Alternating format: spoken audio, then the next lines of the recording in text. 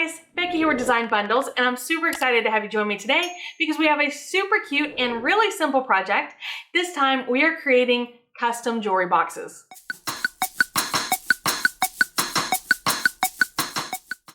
Alright guys, so here we are in Cricut Design Space, and we are going to upload and take a look at the file that we're working with today. Now of course this is a file I purchased from designbundles.net, and it's going to be super easy. We're going to click on upload, upload image, and browse. And then of course in our downloads folder I can locate the jewelry earring gift box SVG. Now this does come with two. You have the earring and the necklace gift box. So you could choose whichever one you need to use, but they do upload as one document. And we're going to go ahead and bring this into our canvas, but I have one more thing to show you too, which is pretty cool. If you go back into the file, now that I'm in the zipped file, but you'll notice, and this is one thing that I really look for whenever I'm purchasing files, they're not always available, but they're very useful when they are. This is a patterns and assembly instructions. So when I double click and open the file, I literally get step-by-step written instructions with photos on how to assemble this. Very, very useful. Now, you're going to see it in live video, so you don't have to worry about it too much, but it is just nice to see that we're going to have a bottom, an insert, and a top. All right, and all three of those pieces are included in the file. Now back in Cricut Design Space, let's take a look at what we're working with here. Now, one thing that was concerning is that I can see that the outline and the perforated cut lines are separate. Okay, now that doesn't mean anything, all right, other than we need to just realign them. So we're going to ungroup, and this is the necklace. Okay, so for now I do not need the necklace, so I can get rid of it. What I'm going to do is just choose these three pieces. I'm going to hold down my shift key, and I'm going to go ahead and just group those together. And then to arrange them, I'm going to send to back. And then instead of dark blue, I'm going to choose a gray just to make it lighter. That way I can take a look at aligning these properly. So I'm just using the directional arrows on my keyboard, because what you have to realize is just sometimes when you're saving from a program and importing into a different program, things like this can happen. But all I need to do is put these right into place. And I was able to do that by grouping those together because all it meant was that the dashed perforated lines had shifted over. Okay, so now we can grab all of these together. I'm just kidding, not all of them together yet. I want to grab this and ungroup and then attach them individually. Now with that being said, let's talk about sizing. Okay, you can see that this total is sized basically 4.5 by 4 3/4, but what we may want to check is the actual internal sizing. Okay, what that means is I'm going to go to shapes, I'm going to go to square, and we will change this to, let's just do white, because it'll still have a background, or a border rather. And we'll unlock the aspect ratio and just size it to fit here. So now we're actually looking at about 2 3/4 by 3 3/4. That's going to be a good size for these earrings. I just wanted to double check because, you know, sometimes when you import an SVG file, it does not import true to size. This one obviously imports pretty true to size. So once we just do that small modification of lining the dash lines and the cut lines back up, then we should be good to go.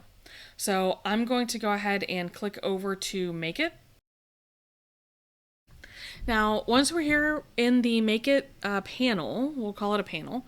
Once we're over here in the Make It area, we do want to go ahead and update our material size unless you have a 12 by 12 sheet of cardstock, which I do not, so I'm going to use letter size.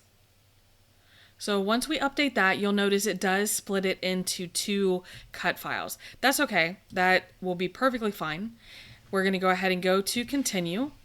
Now this does need to have your machine plugged in and turned on to be able to connect. Then we will set the base material. I am going to choose cardstock, which is not one of my popular selections. So I'm going to go to Browse All Material and just type in cardstock. And what I'm going to use is this medium cardstock right here. I'm going to click done. And what I'll be able to do is just walk straight over to my Cricut Explorer Air 2 and send this file to cut.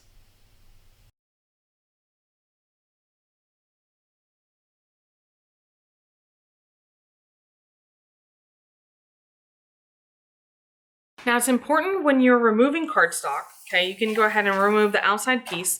Now it's up to you, cardstock is pretty inexpensive if you want to hoard scrap pieces, but you can turn over your mat instead of peeling the cardstock up, which can cause curling. Turn your mat over and peel your mat up instead.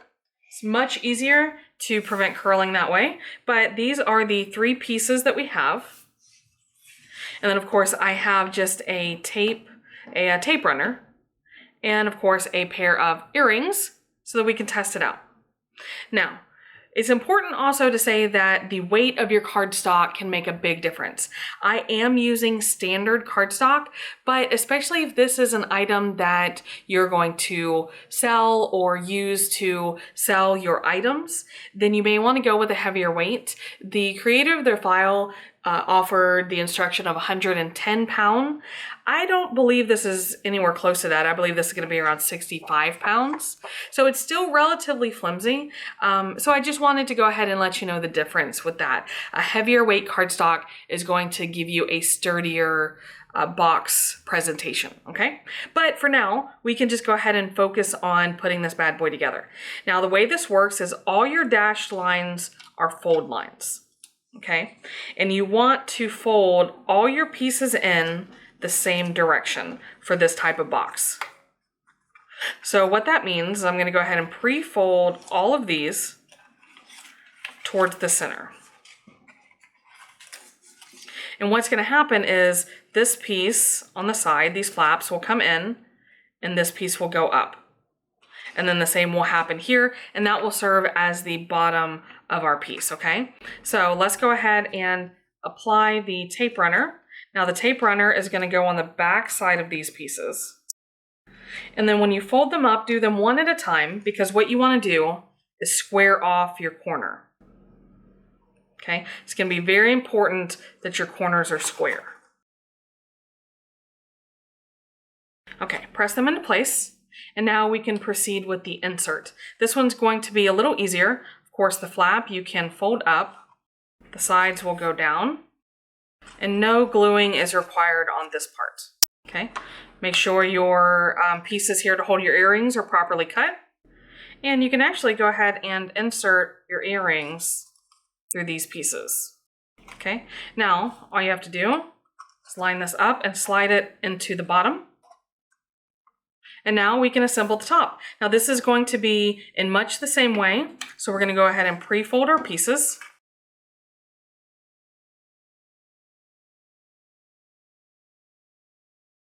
Okay, apply the tape runner on there and perform the same thing.